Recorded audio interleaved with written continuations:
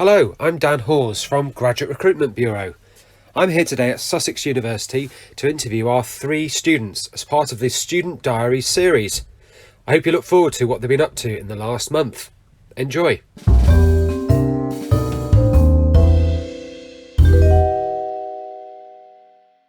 Hi, so we're back at Sussex University and we're looking forward to hearing from our 3 students.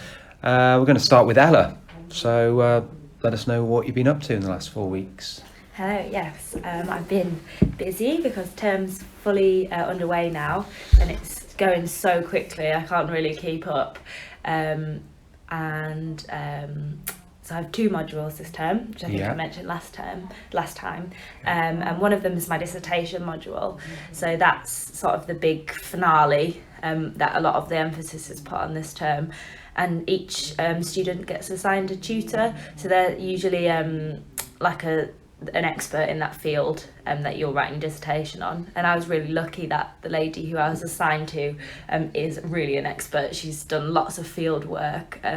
My dissertation's on Central Asia. Okay. So she's travelled to Kazakhstan and Tajikistan and she's done loads of cool stuff. So that was really great and I got to meet her and she sort of guided me in the right direction with my research. But at the same time it was also a bit disheartening because I thought I'd finished all my research, I was ready to write, and she kind of said no, not really.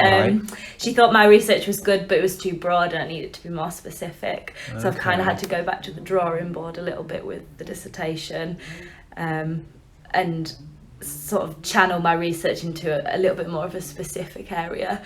And because my subject's quite broad, because international relations sort of covers business and economics and anthropology and lots of sort of different modules in one, she wanted me to just sort of take one angle on it rather than trying to do everything in one. Right. So that was kind of nice, a lot more specific than I thought I needed to be, but I felt like I was almost at the point to write and now I've got another sort of long road ahead of me of research. But obviously I'd rather that than get to the end and only be able to get sort of a mediocre result because of it. So yeah, that was sort of the big challenge I was faced with in the last few weeks, rejigging my time frame a little bit. Because my original time frame was the end of February was when I was going to start the writing and I'd have 2 months exactly to write the 10,000 words. So yeah, I've given myself 3 more weeks of research and then we'll start the writing towards the end of March, which still gives me a few more months. It just means I'll have to be a little bit more sort of on the ball when I start to write. Good. So the pressure's on. So now 3 years in, you're well versed in doing research projects, but I guess now the skill you're trying to use, I guess, is cram all that in within a very short space of time. I mean, it's going to be hard, I'm sure, but by the time you come out of it, that's going to be a really good skill to have. Yeah, definitely. I think it makes you a bit more elastic as well, knowing that you can change your goals and you will make it towards the end, because in September we were tasked to do an outline of our dissertation, which I got a really great mark on. I was so pleased. So you kind of think I'm all set, ready, I've done my timetable, ready to go, and it doesn't always happen that way. So that was a little bit of a stumbling block in the road, but I think I've got the right idea of where I need to go. I've just got to do it now. And better to experience that change and be adaptable and flexible now while you're at university, so when you transition into the workplace you've kind of got that experience. So, exactly. I think the same thing was, so alongside the dissertation this term I was also looking, so I'd had a few setbacks. I thought maybe I'm looking in the wrong place for what kind of job I want to do. So I had a careers meeting with a lady in the department at uni, and sort of explained I'd been applying to loads of graduate jobs, I'd not had much luck, I've maybe thought about going into teaching, what does she think? And she was quite blunt and she was like, well, your subject's not like a directly transferable subject, and it's not one that's in demand, so you'd find it quite difficult. But she did advise me to go to the School of Education, which I did. and they sort of said the same thing. They said you can do like a skill top-up course, and you still have to do a PGCE or go on one of these graduate schemes that sort of do the same thing as PGCE. Yeah, exactly. So yeah, that kind of idea was stumped a little bit as well. So I was a little bit disheartened. I don't think teaching was like my number one job, like dream job or anything, but I thought it's actually something I'm semi-interested in. Maybe I can give it a go. Yeah. But yeah, they kind of sort of tried to dissuade me against it a little bit, which was a bit of a shame. Yeah. I mean, no one likes to be, told you can't do something. Absolutely. Did they, as part of the process, look at your skills, do a skills audit, and kind of introduce other career options? Well, she said that. I sort of said I'd been doing all these graduate schemes and had no luck. That's why I wanted to look at teaching. And she said, I think you're actually much more suited to these graduate schemes in like the big corporations. Right. You just not had a lot of luck. Right. So we did go to a few different websites and look at a few other sort of graduate schemes I'd not seen yet. Okay. I'm not sure whether I'll apply. I think I've sort of run out of steam a bit with applying. But I think it kind of worked out in the end, because I think a few days after this had happened, I got 2 graduate schemes back that had progressed me to the next stage. Yeah. So it kind of worked out in the end. So I've got one assessment day in a couple of weeks' time and a telephone interview. Yeah. So that was nice. I've sort of 3 that are in the running. And I'd not forgotten about them, but when you don't hear back for ages, you kind of then think, I'll look for a different avenue. Yeah.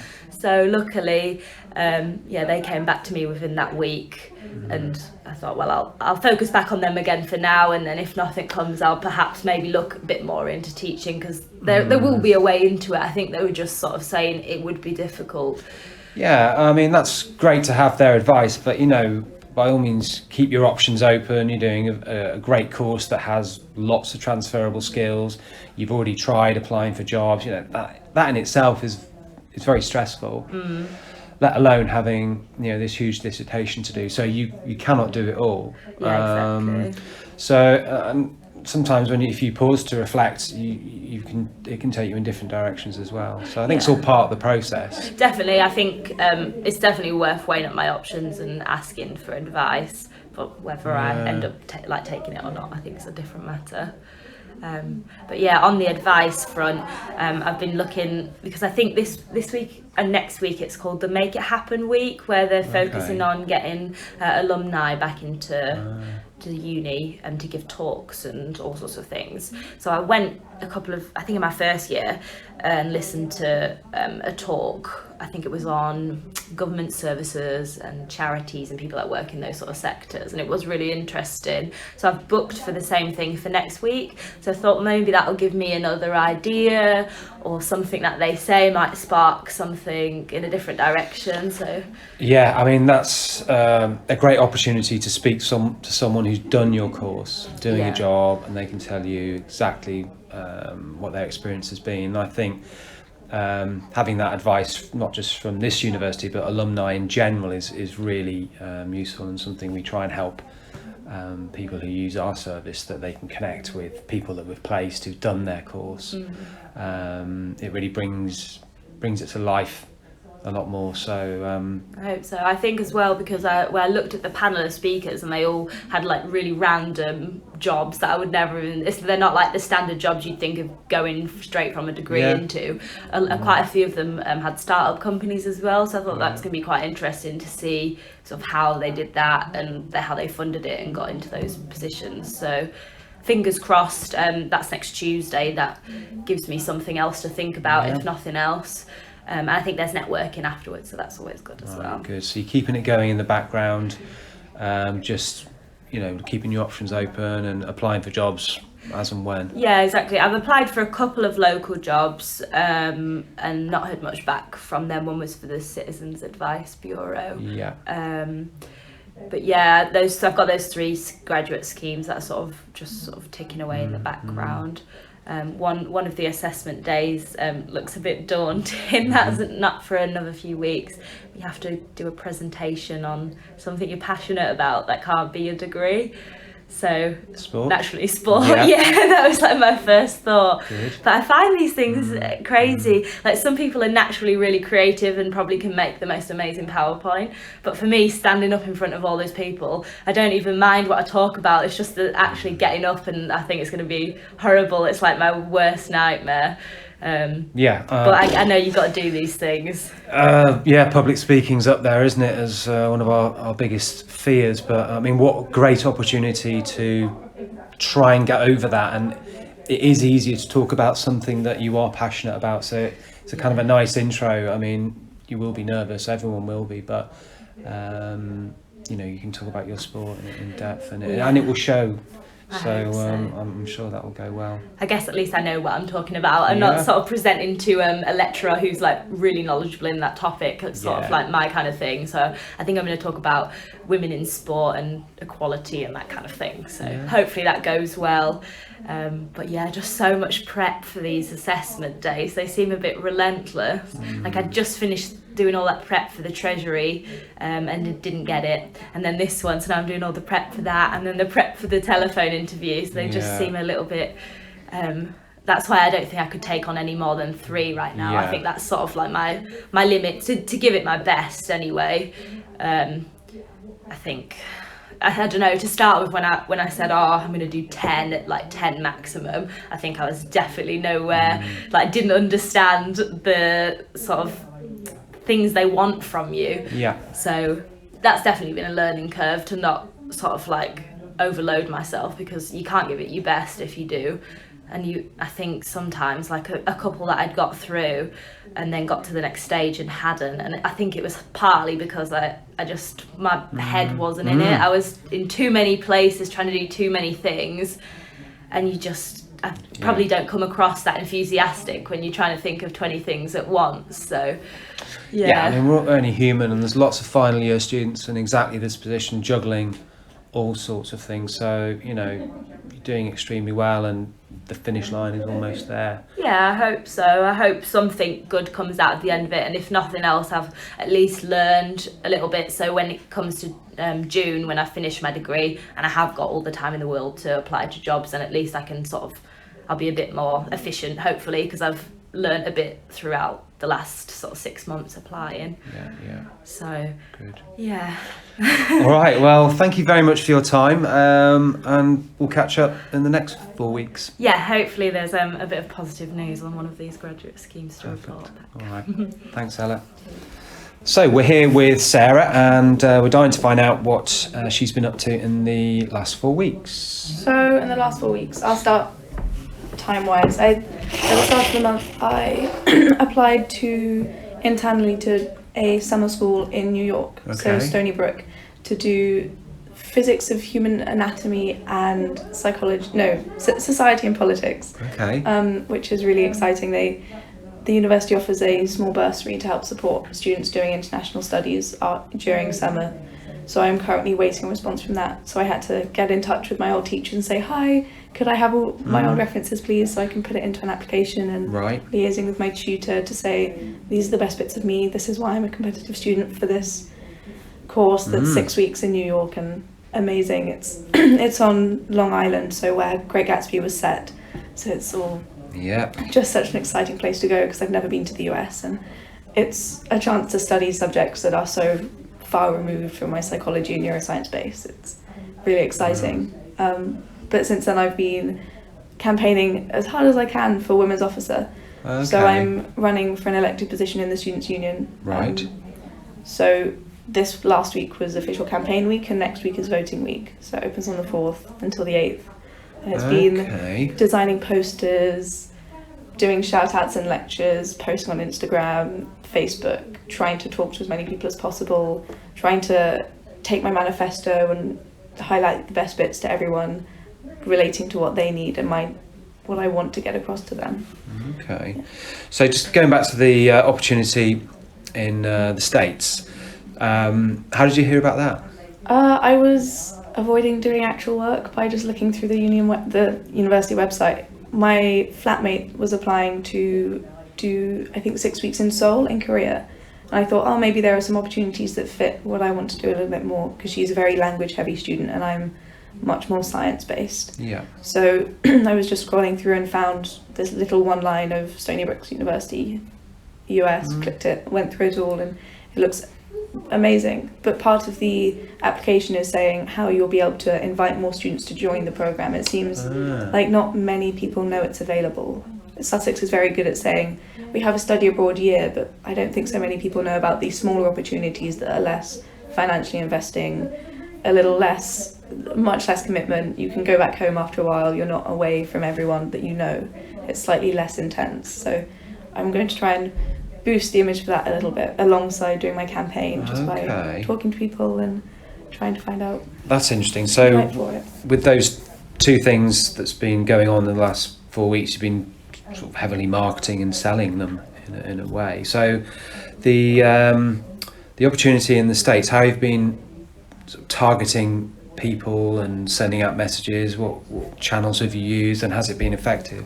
Most of what I've really been doing is just using groups that I already know quite well. So just by knowing that someone's interested in going abroad, or say like yesterday, for example, there was a psychology, not lecture, but just informal meet to talk about opportunities for a year out, or if you want to do a year in industry, and just seeing people there think, oh, well, I really like to do a year abroad, but that's a lot of commitment. I don't think I'm ready for that. And that's a really easy way to say, well, here's this option that might be more for you, because you're able to, you have these interests in being abroad, but you don't want the entire year out. So perhaps this summer school's more your interest, or people that feel their courses are too restrained in what they teach and you want to do something beyond that. Knowing the people that you have in your vicinity means that you can choose how you're going to, which ideas you're going to present to them. So face to face you've been doing face to face. Okay. And a little bit, I've done some like Instagram stories and Facebook stories, but I don't think that they have that personal touch. Social media is so bombarded with so much information now.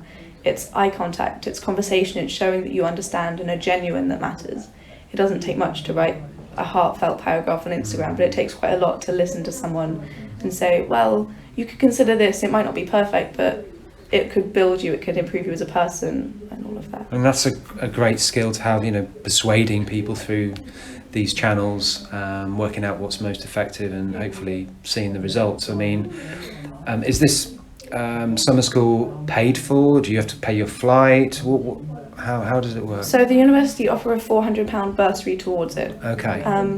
And the tuition fees are waived because of the relationship between Stony Brook and Sussex, which is wonderful. So I just have to pay for accommodation and transport while I'm there, plus visas and any other health extras that I fancy. So it isn't cheap, but I've budgeted it, and it's cheaper than interrailing around Europe for 6 weeks. So it's also a lot better for my character. So there's a play-off between what and why, and it's with the support of the university through it. It means if I get scared or anxious or find it emotionally draining while I'm there, I'm able to get back in touch and say, hi, can I have some support please? Which I don't think I will, because I've been around the world enough to not get too scared, but it's quite nice to have that safety blanket and know that the institutions you're in and don't just see you as a stranger or an odd face. There's that relationship between universities, so I can have that relationship with Stony Brook too. And how many people do they recruit for their summer school? So for Sussex, there are 4 places available for all of the students, which is slightly daunting because it's such an amazing opportunity. And it makes having to publicise it kind of hard, because I'm like, I don't want to lose it to this amazing person that I'm talking to, but it's an opportunity that's there to make good students even better, so I can see why they want to do that. But as a university, it's international, so thousands of people. You live on campus in one area of it that has, I think, like 50 houses per section, and they have several sections, so it's quite a big scale thing. Right. So it's kind of you're back at uni in a way, but you're in a new environment, so it kind of feels like a holiday. Yeah. Great. Exactly. Okay. A holiday with quite high intensity academic knowledge thrown in, which should be quite fun. And look great on your CV. Yeah, of course. Excellent. And you're campaigning, so when are the elections, did you say? 4th to the 8th of March. Okay. So from Monday till Friday. Okay, so nearly there. Nearly there, yeah. And push. how many people in the running for women's officer? I'm very lucky. There's only one other woman who's running, and we get on really well. It's quite scary. We're very similar people, which is on one way lovely, but on another hand quite ambiguous because we're so similar. It's quite hard to see who's going to win. She's a mature student, so I feel she has the edge with experience. But Right. I think I'm slightly more not enthusiastic, but I get excited about quite a few things. So I'm hoping that kind of balances out a little bit. So we've been kind of partnering up to try and say, okay, we want what's best for women on campus. So we're not going to try and go behind each other's back. Kind of our message is girls support girls. So by going to lectures together, we did our hustings last night and we were like, okay, let's share this together. We're going to take selfies together, prove that it isn't a competition. It's to try and make sure that women on campus get the best thing that they can get. So that means being transparent and open with who we are. Yeah. So that women on campus can say, hey, no, this girl's the one that we want. And then whoever wins, the others will support. So we're happy to make sure that all of our ideas can get put together. And it's a lot for one person to handle. There are so many issues to tackle on campus that expecting one individual to do that so strongly is hard. So we're both happy to kind of Could you not job support share the then? others. Yeah, that's the plan. We're like, Oh, we right. can just go together. One person will have the face of women's officer, the other person can help pull strings behind, ease email loads, just co-support really. Yeah. And this is for a year? Yeah, this is for the year. So it starts in August, I believe, and goes through the whole academic year. And it's a voluntary position, isn't It's it? a part-time voluntary position. Yeah. Okay, good. Because you've done other bits and pieces when we've spoken to you for charities. Will they take a back seat? Is this replacing that or in addition to? It's more in addition to so the work that I do with, say, Goodnight Owls supports it really well. We have specialist training on how to deal with sexual assault and harassment, how to recognise violence, how to deal with panic attacks and suicidal thoughts, and those are all things that very strongly impact the female community in Brighton. Right. Looking at statistics, 1 in 5 women in Brighton have been sexually assaulted, and that's horrific. And given how many students there are, it's undeniable that it's going to hit the population really strongly. So I want to, instead of doing this, I'm going to do women's officer. Right. I want to bring together all the things I'm involved with and say, okay, let's push for this, let's bring it all together, because there are so many small bodies of students that have such strong passions to say, well, I feel like we need better sanitary products on campus, so we have free Wednesdays, or I think we need to have STD checks in place. And there are so many women-powered groups that have their little ideas and projects that I want to say, well, let me unify it all so we can get as many students involved, we can hit the most people, we can reach our targets. So instead of letting things take a back seat, I'm going to try and push them into one cohesive, amazing thing so that women on campus can have a brilliant time.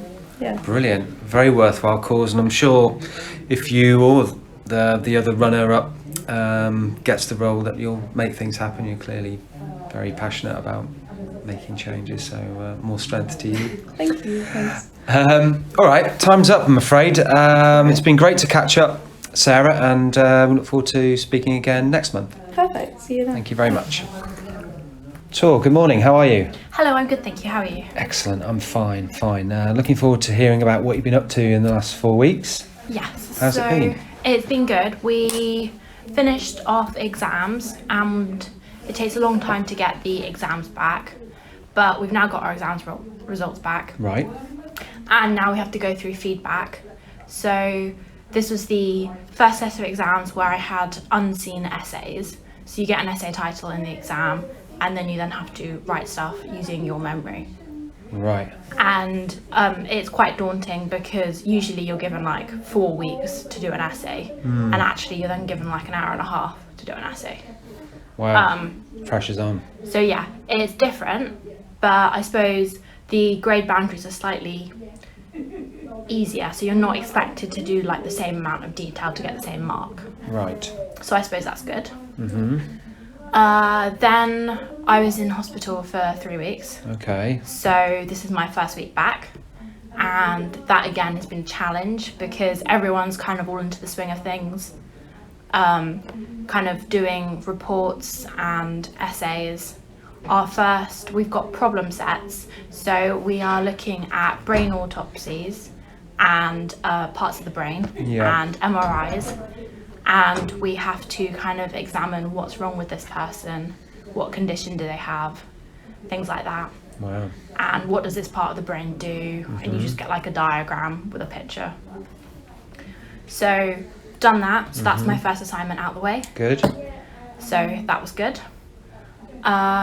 We have also been kind of doing more about placements, but thinking about third year dissertation projects. Okay. So there have been lots of emails around, oh, what are you doing for third year, blah, blah, blah, blah. However, quite a lot of us are doing placements, so we don't have to go to the thing this year, so we don't have to decide this year. Right. But because our placements are in various places, like some people are going to be in Lincolnshire, how realistic is it to be able to get back to Brighton next March? Right. I think I'm gonna skip this year because I have a lot of other things on my plate, and I will be able to get from my placement to Brighton. I see. But it's just a lot to think about. And then we've then got personal things. So everyone is looking for houses Yeah. because you've got to have your house secured. Sure. We've got the landlord coming round kind of regularly to check that we're all kind of keeping everything in place, and it's just kind of quite a stressful time. Sounds it. I think it's possibly even more stressful than after exams or exam time. Compounded by having 3 weeks out, Yeah, no doubt. Yeah. Yeah. Challenging and, like you say, pretty stressful. yeah. Is there light at the end of the tunnel? Is there chance to de-stress? Yeah, I have been teaching, which de-stresses me. Right. But obviously my pupils aren't de-stressed because they've got their A-levels and GCSEs coming up. But yeah, I go and teach maths, and that kind of calms me down Does it? How? Yeah. How does it? because I love maths, and I believe that everyone can love maths and they like it. Good. So you're obviously passionate about it, Yeah. and that comes across. Well, that's good because if you can balance that with what's going on in your life, that will obviously help. Yeah. Have you got time for anything else? I mean, in the last 4 weeks? I've been baking and doing some stuff because on the 28th of February it was National or International Rare Disease Day, and obviously my condition is a rare disease or genetic condition. It's technically not a disease, but I was kind of raising awareness to my friends about that and kind of making lecturers and tutors more aware. So I think from the course that I did in hospital, it's things which all students should be doing. We should be moving around every 20 minutes. We should be not looking at screens for hours at a time. We should be doing mindful movement and sleep hygiene. Like, you shouldn't do exercise or have caffeine 6 hours before bed. Right. You should only use your bed for sleep. You should make sure that you can actually relax and Yeah. not just go on full 24/7. Because I think all students, we're so kind of boom, boom, boom. We're not actually taking time for ourselves. Right. And although the hospital admission was based for me because I've got chronic pain, honestly, I think all the skills I've learned there probably should be taught to all students. Yes. Probably Especially- all adults. Yeah. I mean, it's a life skill, isn't it? Yeah. I mean, what you're doing here at university is going to prepare you for life, but also for certain work areas which your academic studies will prepare you for. So anything that helps that big step into that world is going to be useful. So, is this going to be a cause for you? You're going to try and get this message out more and more? I mean, how far do you want to get this? I think at the moment I'm just going to work with my friends and kind of letting lecturers and tutors know. So it's kind of more the fact that actually we have 2-hour lectures, Yeah. but it is okay to stand up in a lecture and move around. It's almost kind of a stigma because you're in a lecture theatre and you think that you have to stay exactly still. Yeah. But lecturers honestly don't care. They probably prefer you to be moving around because at least they know that you're still awake. Yeah, we live a very sedentary lifestyle, and it's not Yeah. good, particularly for your back and things like that. Yeah. So that's more important for you. Wow. Okay. I mean, yeah, you do have a lot on your plate. Is there anything else that's popped up in the last 4 weeks in your life? No, I think just focusing on work and balancing it with my health. Yeah. Kind of just making sure that I'm still taking like me time and enjoying everything. Yeah. Day by day, it Yeah. sounds. You know, you've just got to take it at your pace by the sounds of Yeah, it. definitely. And certainly the university were able to accommodate it. They have done before when you were at home. Yeah, I was in hospital for 2 months. That's right. Yeah. So they Yeah. didn't you do an exam or dissertation or something? Yeah, did my things from home. That's right. So yeah, the uni are accommodating, and I've learnt that employers have to be accommodating as well. Yeah. So I've learnt a lot about the Equalities and Discriminatory Act, Yeah. because I was quite concerned that, because one of the placements that I applied for said ability to sit for prolonged periods of time, Right. and it's kind of like, is that actually allowed? And no, you can have reasonable adjustment, which means you can alternate between sitting and standing. Yeah. Doesn't that spill over into health and safety and Yeah. things like that? Yeah, so it's kind of actually becoming aware, because obviously I'm 19. I think if someone says you have to be able to sit for 8 hours at a time, I think fair enough, okay, that's what life is. So I think it's just about knowing actually what the law is and things like that. Wow. Okay. So yeah. Yeah. I mean, yeah, that's going to be very important for you, you know, in your career, that something involves moving around as much as possible. And sometimes people just have to get in the habit without having the company or relying on the company for you to do that. You kind of have to take on that ownership of that yourself, probably. And it's practical within most working lives, you know, at least 20 minutes to get up, set an alarm, walk around, meet other people, things like that. So yeah, that all helps for a healthy lifestyle. Yeah, definitely. Good. Well, you've got plenty going on. I don't want to keep you any longer, so it's been great to catch up, Tor, and we'll catch up again in 4 weeks' time. Okay, I'll see you then. Thank you very much. Well, I hope you enjoyed this month's episode of Student Diaries. Tune in next month for another update. Thank you.